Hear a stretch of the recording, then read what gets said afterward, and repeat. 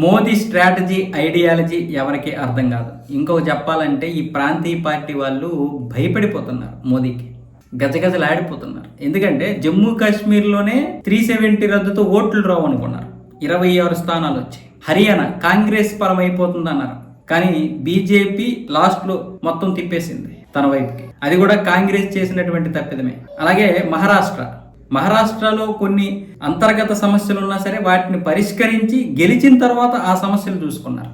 మధ్యప్రదేశ్, ఢిల్లీ చూడండి, కాంగ్రెస్ ఆమ్ ఆద్మీ పార్టీ విడిపోయి బీజేపీకి అధికారం ఇచ్చారు. మహారాష్ట్రలో కాంగ్రెస్లో సరైనటువంటి నాయకత్వ లక్షణాలు లేవు.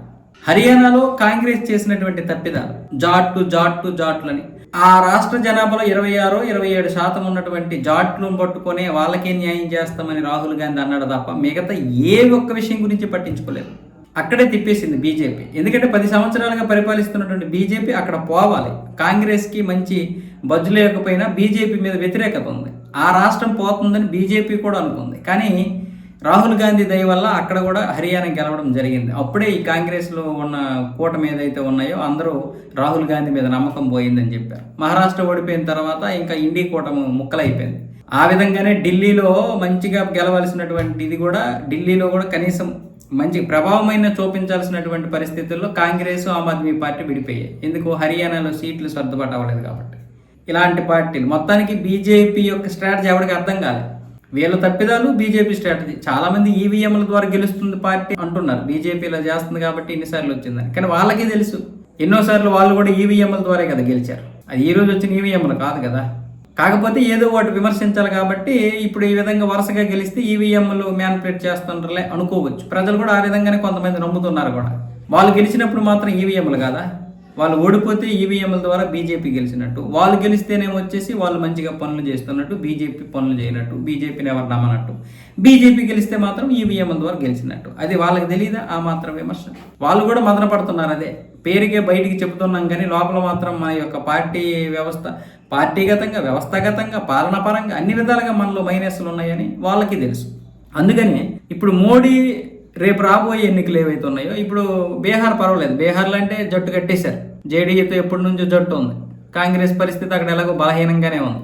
కానీ పశ్చిమ బెంగాల్, తమిళనాడు అలా కాదు. ఈ రాష్ట్రాల్లో ప్రాంతీయ సెంటిమెంట్ ఎక్కువ.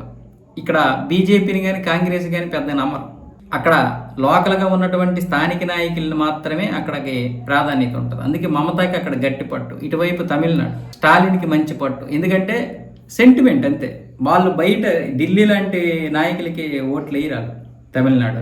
అందుకే ఇప్పుడు ఈ స్ట్రాటజీ ఏదైతే ఉందో జిఎస్టీ 4 స్లాబ్లు ఉంటే 2 స్లాబ్లకు తీసుకొచ్చారు. దానివల్ల కేంద్రానికి కోట్లలో నష్టమే, వేల కోట్ల నష్టం, లక్షల కోట్ల నష్టం. అయినా సరే తగ్గించారు. దీనివల్ల ఇప్పుడు ఎన్నో ధరలు తగ్గిపోతున్నాయి. కార్లు కావచ్చు, బైకులు కావచ్చు, ఇంకా మరికొన్ని వస్తువులు కావచ్చు, అన్నీ తగ్గిపోతూ ఉన్నాయి.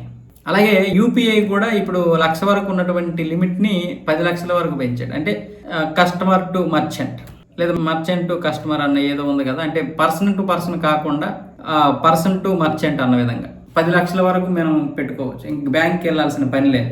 దానివల్ల ఇటువంటి ఛార్జీలు కూడా ఉండవు.